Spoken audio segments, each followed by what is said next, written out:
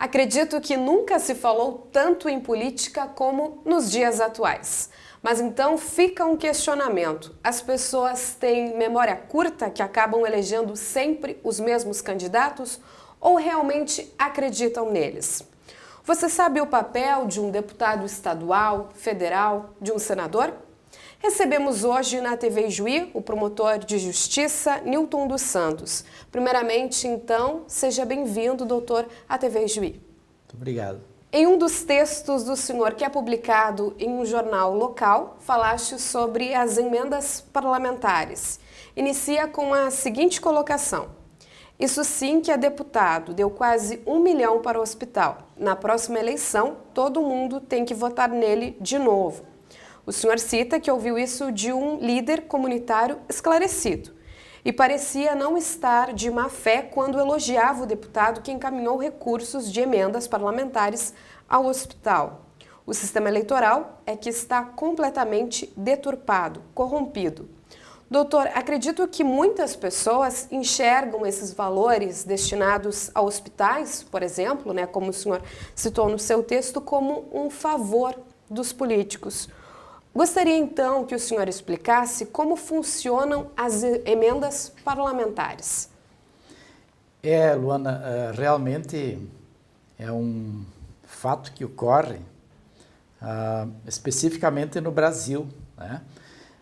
Em qualquer país desenvolvido, vamos citar a Europa toda, por exemplo, não há uma ligação mínima que seja entre o nome de um político e uma determinada obra, ou uma concessão de favor patrimonial, né, mesmo para a coletividade. Os políticos lá, eles seguem à risca um princípio que está na nossa Constituição Federal também, que é o princípio da impessoalidade no trato com a coisa pública.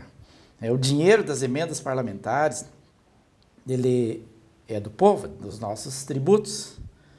Ele não poderia, de forma alguma, estar vinculado ao nome de um determinado parlamentar, seja deputado, senador, mesmo vereador, deputado estadual. E é o que ocorre, assim, com muita frequência. Eu cito nesse artigo que tu referiste, um episódio concreto, um fato concreto, em que eu, falando com um líder comunitário, esforçado em prol do bem comum, evidentemente, relatando a alegria dele, contando da alegria dele de ter sido confirmada uma verba para um determinado hospital da região. É coisa boa, né, para a coletividade, para a comunidade. Não fosse o fato dessa verba de emenda parlamentar estar vinculada diretamente ao nome daquele parlamentar que veio discursar na instituição, que receberá o valor, que veio com vereadores, com outros parlamentares, né, apresentar para a comunidade, para a imprensa, né, esse benefício, né, dele, entre aspas, evidentemente, né, que ele está carregando para a comunidade. Então, no meu entender, Luana, não passa de uma forma de comprar voto de forma velada, evidentemente, não explícita, mas uma coisa altamente repugnante, deveria ter sido alvo a cada ano, desde que se inventou isso, de protesto da coletividade toda, mas todo mundo já acha normal. Mas doutor, porque eles acabam apresentando à população como se isso fosse um favor. É como se as pessoas realmente precisassem pagar isso através do voto. Não há um pedido explícito de voto, né? Mas já se apurou, assim, em várias situações, até corrupção, né? Bem claro, em outros estados, em outros municípios da região, assim, tentativa de carrear dinheiro até para entidades que não são de fins sociais, que não são filantrópicas, por exemplo. E aí o Ministério Público tem que fiscalizar, né, também, porque está na lei isso aí, fiscalizar essa forma de destinar dinheiro, não consegue perceber, né, porque sem que haja uma denúncia de alguém, de um cidadão ou de um órgão público mesmo, né, essas tentativas assim de se destinar dinheiro para entidades que não são filantrópicas e que não têm esse cunho social, né, que teria que ter para receber esse dinheiro de emendas parlamentares, né? Doutor, o sistema de emendas viola o princípio da igualdade na campanha eleitoral? Com certeza. Veja bem que o candidato que de primeira viagem, aquele que está se lançando para ser um deputado, ser um senador, um vereador, um deputado estadual, ele não conta com esses valores de emendas parlamentares, né? Ele não pode sair dizendo, eu destinei tanto de dinheiro para o hospital, ou para uma creche, para a escola e assim por diante, porque ele ainda não é nada, não é parlamentar, né? Não é deputado, não é senador. Então, ele está perdendo terreno de forma muito direta em relação à campanha do deputado que está lá em Brasília, já está com esses valores aí destinados em seu nome para destinar à comunidade, né?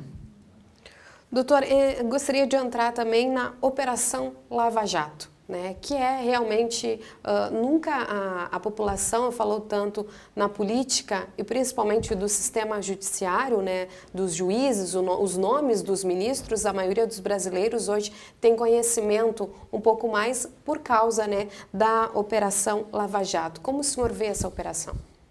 A Operação Lava Jato é resultado de uma força-tarefa, né, do Ministério Público Federal, da Polícia Federal, do Judiciário, né, para combater a corrupção. Mas esses episódios, essas situações de processos lá em Curitiba, que tramitam lá principalmente, né, são apenas mais um tipo de atuação do Judiciário, do Ministério Público Federal e da Polícia Federal. Não há nada de estranho nisso aí, né? Uma coisa boa, tem que acontecer. Só que, infelizmente, esse tipo de crime, de corrupção, de improbidade administrativa, acontece de forma muito mais capilarizada do que a sociedade está sabendo via imprensa, né? A corrupção está entranhada em todos os estados, em todos os municípios, tem fatos, tem corrupção, embora às vezes menos, às vezes mais, mas eu diria que isso é um reflexo da própria sociedade moderna, né, brasileira, que se corrompeu, dá para dizer assim com segurança, né? As pessoas veem só o político que rouba, vê o empresário que rouba, que frauda a licitação junto com os políticos, mas não percebe que no dia a dia também as pessoas praticam corrupções das mais variadas formas, né?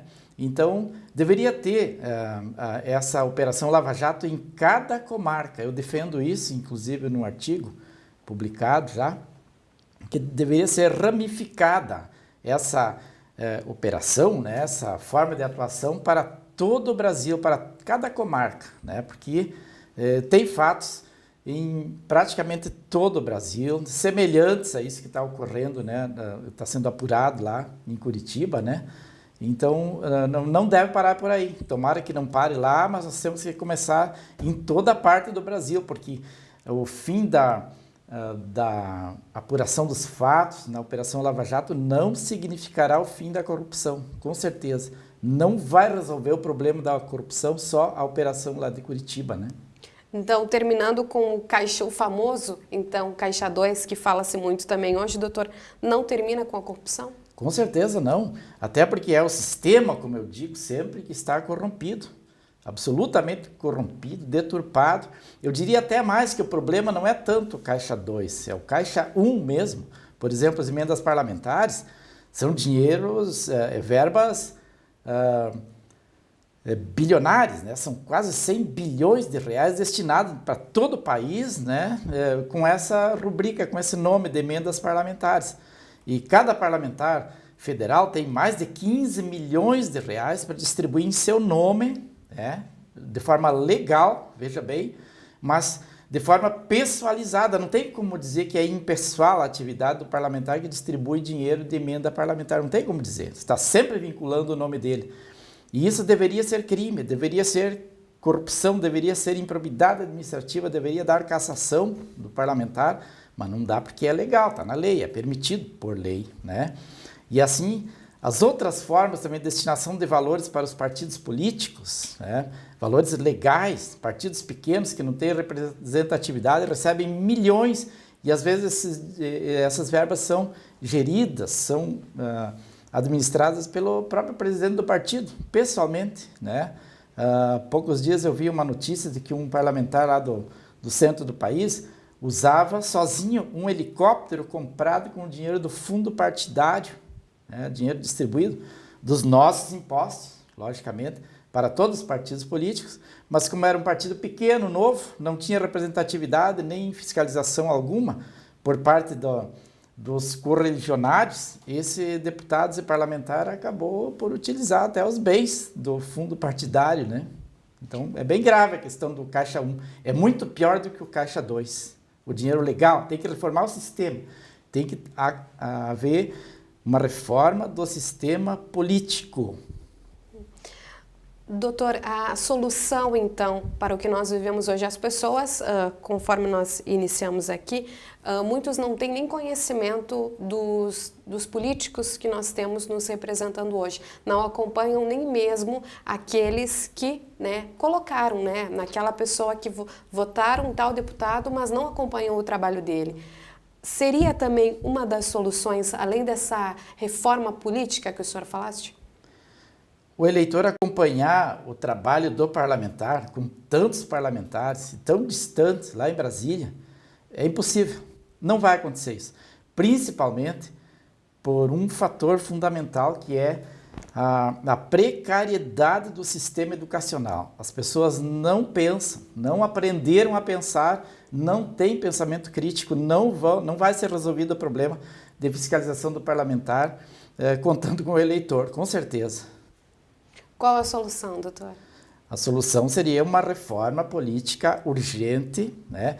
Diminuindo-se de forma drástica o número de parlamentares federais, estaduais, municipais. É demais, não tem como os cofres públicos minguados do Brasil, numa crise, suportar verbas de 10 bilhões de reais de orçamento só para a Câmara Federal, lá em Brasília, com 17 mil servidores ganhando salários muito altos dentro da Câmara dos Deputados, onde não cabem nem 1.000 servidores em pé, né?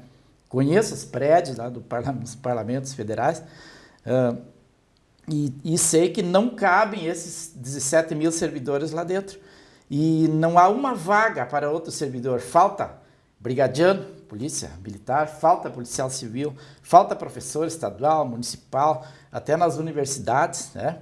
Falta funcionário fiscal de tributos, falta funcionário público em todos os setores, menos lá nos parlamentos. Está sempre sobrando, né, funcionários lá e a peso de dinheiro, né?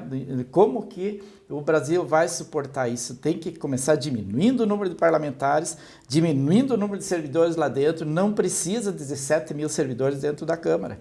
Qualquer cidadão sabe disso, mas o foco dessas reformas não está voltado para a solução desse tipo de problema, né? Se fala em reforma, mas não da reforma política, que é a principal. Muito obrigada pela sua atenção, doutor. Eu que agradeço a oportunidade, estamos à disposição sempre, né? Essa foi nossa entrevista com o Dr. Nilton dos Santos, promotor de justiça. Em breve você confere aqui na TV Juí mais uma entrevista com o doutor, então, falando sobre a reforma previdenciária e também trabalhista.